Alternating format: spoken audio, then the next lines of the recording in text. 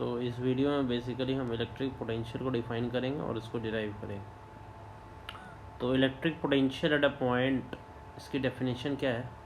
Electric potential at a point is equal to work done by external force in bringing a unit positive charge from infinity to a point inside electric field without changing the kinetic energy। मतलब suppose that एक कोई charge है, मान लेते हैं कोई एक charge है और इसके आसपास डेफिनेटली इलेक्ट्रिक फील्ड होगी। तो हमें एक यूनिट पॉजिटिव चार्ज को, एक टेस्ट चार्ज लेंगे Q0, लेकिन ये क्या है? यूनिट पॉजिटिव चार्ज है। ये पॉजिटिव चार्ज बाय डेफिनेशन ही है।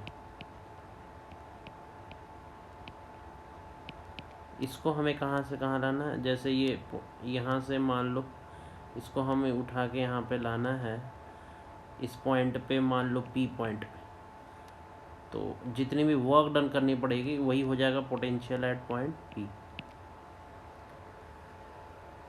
तो ये वर्क डन बाई बेसिकली क्या है? एक्सटर्नल एजेंट या एक्सटर्नल फोर्स बोल सकते हैं। अच्छा, ये भी हमें पता है कि इलेक्ट्रिक फील्ड क्या है? कंजर्वेटिव फील्ड है। तो हमें वर्क किसी भी पाथ से हो, आंसर सेम आता। तो हम लीनियर वर्क डिफाइन करेंगे इसके लिए। जो पाथ जो हम लेंगे, हमें बेसिकली यहाँ से ऐसे आना है यहाँ, ठीक है? इस पाथ को हम चूज़ करेंगे। किसी भी पाथ पे सेम ही आंसर आना है तो यही पाथ चूज करेंगे, ताकि इससे क्या है? आंसर सेम है। तो इसी पाथ पे हमें कभी ये इस पाथ को अगर हम देखें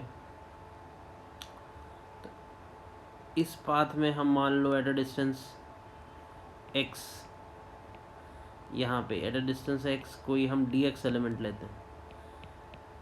dx, ये क्या हो गया? dx element. अच्छा, dx की डायरेक्शन है हमेशा इंक्रीमेंट इन x होगी, मतलब x के डायरेक्शन में dx। जैसे हमने x जो लिया इस डायरेक्शन में, तो dx भी इधर लेना पड़ेगा, ठीक है? आगे लेना पड़ेगा उसके राइट साइड में।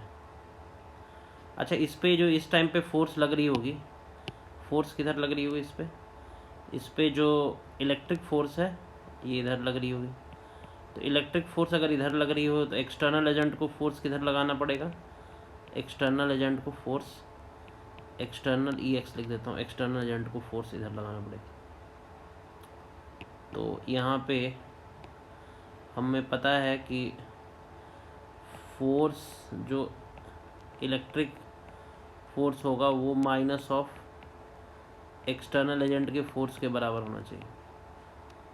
क्यों? क्योंकि नेट फोर्स अगर जीरो होगा तभी तो एक्सेलरेशन जीरो होगा, और एक्सेलरेशन जीरो होगा तो काइनेटिक एनर्जी चेंज नहीं होगी, क्योंकि देखो डेफिनेशन में ही है without change in kinetic energy. तो एक्सटर्नल फोर्स का वर्क जो है वो इलेक्ट्रिक फोर्स के वर्क के ऑपोजिट होगा, या माइनस बोल सकते हो।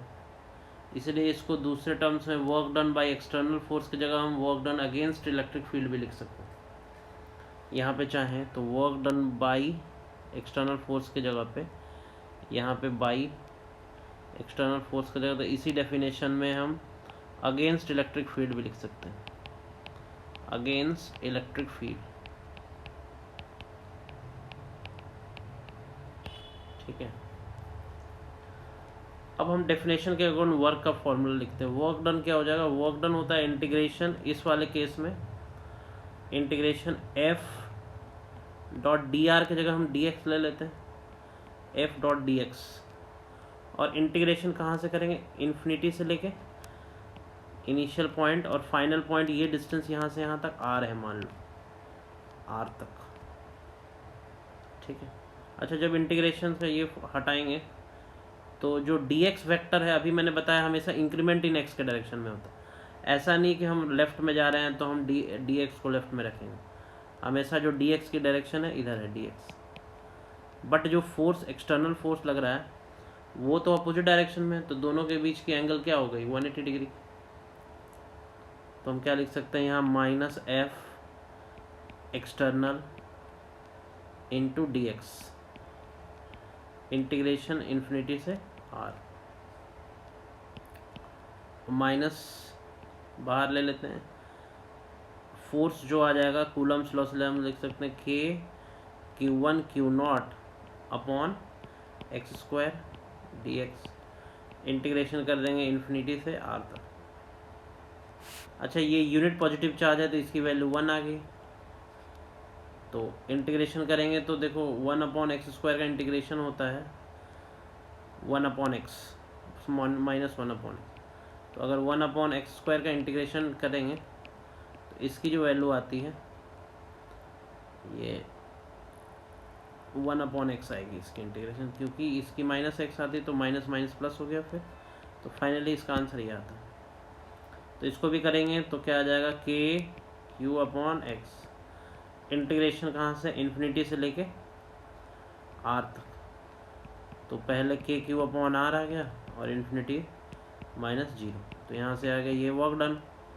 और यही वर्क डन किसके बराबर है, पोटेंशियल कहाँ पे, जिस पॉइंट पे डिफाइन किए हैं, पॉइंट P पे। तो ये r है, सॉरी। तो फॉर्मूला बन गया KQ/r। तो यहाँ पे ध्यान देने वाली बात ये है कि ये जो माइनस एक्स्ट्रा आ गया, इसी में बच्चों को कन्फ्यूजन हो जाता है, ये माइनस कहाँ से आ गया। तो ये माइनस क्यों आ गया, क्योंकि इसका रीज़न अभी मैंने बताया कि dx जो है, इन दोनों की डायरेक्शन क्या है, 180 डिग्री।